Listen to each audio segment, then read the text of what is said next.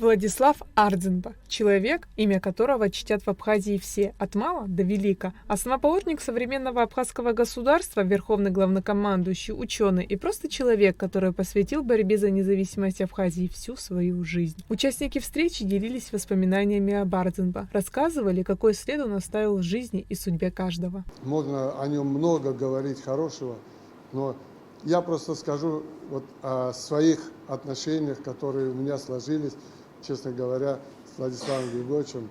Это и во время войны мы встречались не раз, и после войны он ко мне относился очень приятно, и мне это было очень даже ответственно, что такой человек ко мне очень близко относится и хорошо. Мы должны гордиться все и радоваться, что Бог дал нам такого человека в Абхазии. Владислав Ардзинба был свидетелем многих исторических событий своей эпохи. Его активная политическая деятельность в Верховном Совете СССР в качестве председателя, а позже и президента республики, полноценно раскрыла его выдающиеся личностные качества, отметил общественный государственный деятель Сергей Шамба. В 2008 году, когда признание было, и мы с площади, тогда площади Ленина, с отцом Виссарионом решили прийти к Владиславу. Мы подошли к дому, а там полно народу стоит перед домом уже. Пришли люди, надеются, что на балкон, может быть, его как-то выведут. Но это уже невозможно было сделать. И мы зашли и сели у кровати его.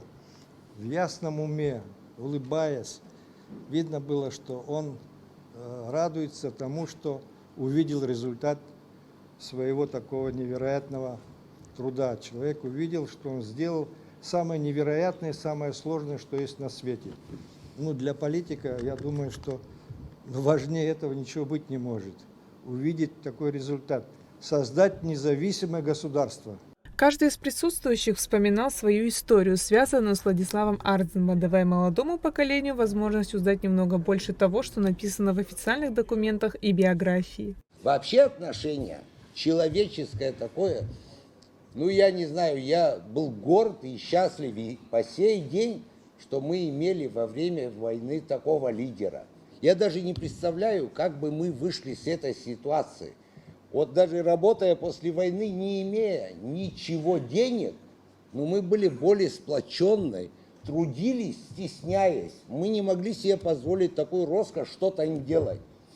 Так что я благодарен судьбе, спасибо, что такой великий сын в Абхазии в тот момент был и сделал все возможное и невозможное. Вся страна высоко оценила его выдающуюся государственную деятельность, за большие заслуги перед республикой, повлиявшие на судьбу народа и государства, успешное проведение военных операций, в результате которых была одержана победа в Отечественной войне народа Абхазии. Он удостоен ордена Ахтзабша первой степени. За героизм и мужество, проявленные при защите Абхазии, Владиславу Ардзинба присвоено звание Героя Абхазии. Когда мы какие-то вещи делаем, иногда просто думаешь, а как было тогда во время войны?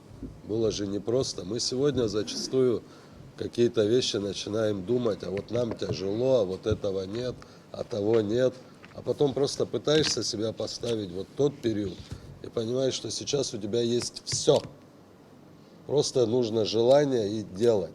Тогда было, наверное, гораздо сложнее. Поэтому, конечно, роль Владислава Григорьевича для очень многих поколений это будет такой очень серьезный, яркий пример того, как надо жить.